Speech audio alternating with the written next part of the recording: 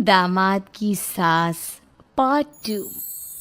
अब तक आपने सुना कि कावेरी जी अपनी तीनों बेटियों ईशा, मोहिनी और सुहाना की शादी 3 घर जमाई लड़कों के साथ करवा देती है।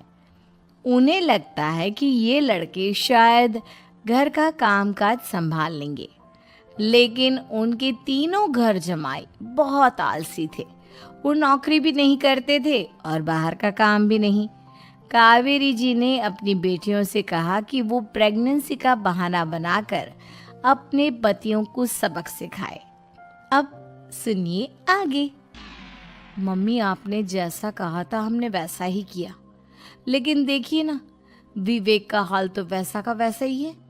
घर में ना सुबह का नाश्ता बनता है और ना खाना। नौकरी पर जाने की बात करूं तो खाने को दौड़ते हैं मुझे। हाँ मम्मी, मैंने भी सुमित को कितनी बार कहा कि अगर नौकरी नहीं करनी तो कोई छोटी सी दुकान ही खोल लो। घर का खर्चा कैसे चलेगा? देखो, दोपहर के 12 बजने आए और जनाब अभी तक सो रहे हैं। हाँ मम्मी, ईशा और सुहाना ठीक कहती हैं। अविनाश का भी यही हाल है। जब मैंने अपनी प्रेगनेंसी के बारे में कहा तो मुझसे कहने लगा, अरे दूसरी लड़कियां तो 9-9 महीने तक नौकरी करती है, बस डिलीवरी के टाइम छुट्टी लेती है। मोहिनी, तुम भी नौकरी करो। अब मुझे कहाँ नौकरी मिलेगी? मम्मी बताओ, अब मैं क्या करूं? हे भगवान, क्या सोचकर घर जमाई दामाद लाई थी मैं कि मेरी बेटियां मेरे पास रहेंगी और खुश रहेंगी। लेकिन इन आलसी दामादों ने तो हमारी जिंदगी को भी प्रॉब्लम में डाल दिया है। मैं तो कहती हूँ मम्मी, हम लोग वापस अपनी जॉब पर जाना शुरू कर देते हैं। बता देते हैं इन लोगों को कि हमने प्रेगनेंसी का बहाना किया है। नहीं नहीं बेटा, ऐसी गलती भी मत करना। अगर तुमने ऐसा किया तो इन तीनों की आदत और खराब हो जाएगी।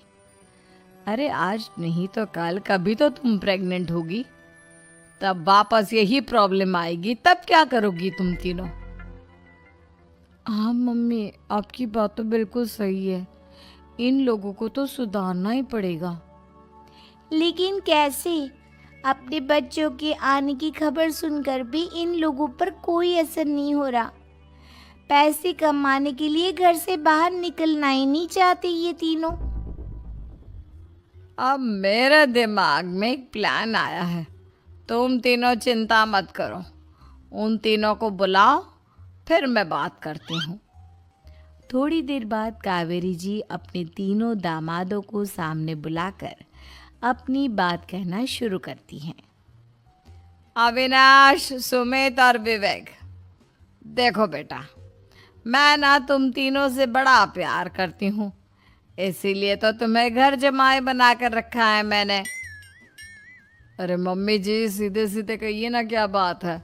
प्यार तो हम भी आपको बहुत करते हैं। अरे मम्मी जी, आपकी इज्जत भी बहुत करते हैं। अरे भाई, आपके जैसी सास और कमाने वाली बीवी सबको मिलती है क्या? हाँ मम्मी, विवेक और सुमित ठीक कह रहे हैं। आपकी बेटी से शादी करके मेरी तो जिंदगी ही अच्छी हो गई है। जानती हूँ मैं, और ये भी जानती हूँ कि तुम तीनों अपने अपने बीवियों से बहुत प्यार करते हो। बेटा, बात ऐसी है कि हमारे कुल गुरु ने कहा है कि प्रेग्नेंट होने के बाद मेरी तीनों बेटियां शुरू के 4 महीने हमारे गांव में जाकर रहेगी, जहां मेरे चाचा जी रहते हैं। अरे लेकिन क्यों मम्मी, गांव में जाकर रहने की क्या जरूरत है इन तीनों को? वो क्या है ना बेटा, हमारे परिवार को एक श्राप है। अगर मेरी बेटियों ने यहाँ पर बच्चा पैदा करने की कोशिश की तो उनके बच्चों को कुछ भी हो सकता है।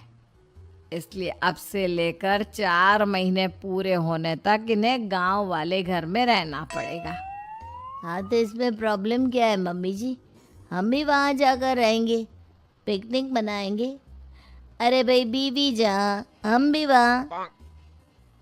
हाँ यार, आइडिया तो बहुत अच्छा है, शहर की ज़िंदगी में रह रहकर परेशान हो चुके हैं। अब कुछ दिन गांव में बिताएंगे।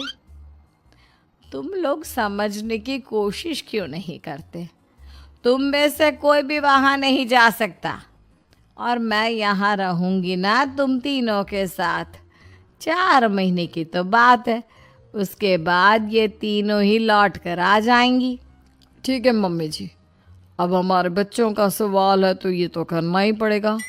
कावेरी अपनी तीनों बेटियों को कुछ दिन के लिए घर से बाहर कहीं दूसरे शहर में रहने के लिए भेज देती है। कुछ दिनों के बाद, अरे मम्मी जी, बहुत दिन से पिज्ज़ा नहीं खाया, मंगवाइए ना। क्या बताऊं बेटा, पहले तो बेटियां खर्चा दे देती थी क्योंकि उनकी नौकरी थी, लेकिन अब तो मेरे पास पैसे ही नहीं बचे। थोड़े बहुत पैसे हैं जो बच्चों की डिलीवरी में काम आएंगे। लेकिन मम्मी जी, आपकी बेटियों को वापस आने में तो अभी बहुत वक्त बाकी है। वही सोच सोच कर परेशान हो रही हूँ। सोच रही हूँ कल से दूध भी बंद करवा देती हूँ। अब दूध वाले को देने के लिए पैसे भी तो नहीं है ना। अरे नहीं नहीं मम्मी जी, अगर दूध भी बंद करवा दोगी तो मुझे चाय कहाँ से मिलेगी? और चाय के बिना मैं तो मर ही जाऊंगा। क्या करूं बेटा, इसके अलावा हमारे पास कोई ऑप्शन नहीं है। मेरे पास पैसे ही नहीं बचे।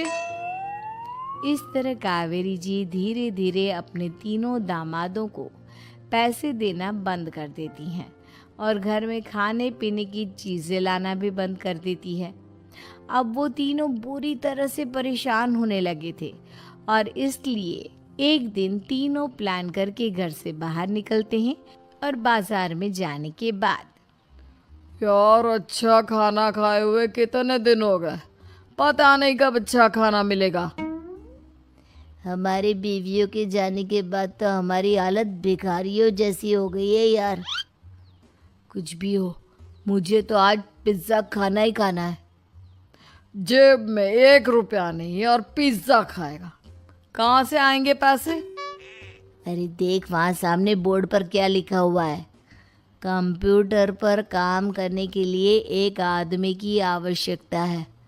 भाई मैं तो जा रहा हूँ, काम करूँगा और शाम तक पैसे लाकर आराम से पिज्ज़ा खाऊंगा। जा जा, तुझे कोई काम नहीं देने वाला, हम तो घर जा रहे हैं। चल भाई सुमित। सुमित और अविनाश वहाँ से चले जाते हैं और विवेक उस कंप्यूटर शॉप पर सारा दिन काम करके 5,000 रुपये कमा कर घर लौट कर आता है और अपने खाने के लिए अच्छी अच्छी चीज़ें भी लेकर आता है।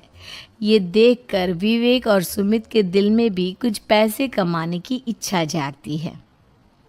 अरे सुबह सुबह कहाँ चल दिए तुम? मम्मी जी, एक बहुत अच्छी जगह मिली है। कंप्यूटर पर काम करने के 5,000 मिले थे कल मुझे। अगर रोज़ काम करूँगा तो पूरे 40,000 की तनख्वाह। अरे वाह, ये तो बहुत अच्छी बात है दामाद जी, आपको जाना ही चाहिए। सुमित और अविनाश विवेक को इस तरह तरक्की करते देखकर परेशान हो जाते हैं और वो दोनों भी काम की तलाश में निकल पड़ते हैं। धीरे धीरे उन दोनों को भी काम मिल जाता है। अब कावेरी के तीनों दामाद छोटी मोटी नौकरी करके अच्छा पैसा कमाने लगे थे। एक दिन कावेरी उन्हें अपने पास बुलाती हैं। अरे वाह, विवेक 40,000 कमा लेता है, अविनाश 60,000 और सुमित तुम भी 40,000 के आसपास कमा ही लेते हो। कुल मिलाकर तुम अच्छे खासे पैसे कमा रहे हो बेटा। हाँ मम्मी जी, बहुत मज़ा आता है जब महीने के एंड में मोटी रकम हाथ में आती है। पूछिए मत मम्मी जी, घर में रहकर रोटी बना बना कर और तो जैसा महसूस होने लगा था मुझे तो। हाँ बेटा, तुम तीनों की बात तो बिल्कुल ठीक है। और जानते हो, अब तुम तीनों की पत्नियां भी वापस लौट कर आने वाली है। लेकिन मम्मी जी, अभी तो उन्हें गए सिर्फ 2 महीने हुए हैं आपने तो कहा था वो 4 महीने के बाद लौट कर आएंगी। ऐसा कुछ नहीं है बेटा, मैं सिर्फ तुम तीनों को सबक सिखाना चाहती थी कि आदमी घर में बैठकर बीवी की कमाई खाता हुआ अच्छा नहीं लगता। इस दुनिया में हर इंसान को मेहनत करनी चाहिए, काम करना चाहिए, चाहे वो औरत हो या आदमी, ताकि अपने परिवार को संभाल सके। कावेरी की बात सुनकर उन तीनों को अपनी गलती का एहसास होता है और कावेरी उन्हें सच बता देती है कि ईशा, सुहाना और मोहिनी शहर में ही कहीं दूसरी जगह रह रहे थे। शाम के वक्त उन तीनों की पत्नियां लौट कर आ जाती है और कावेरी जी का परिवार एक खुशहाल परिवार की तरह रहने लगता है।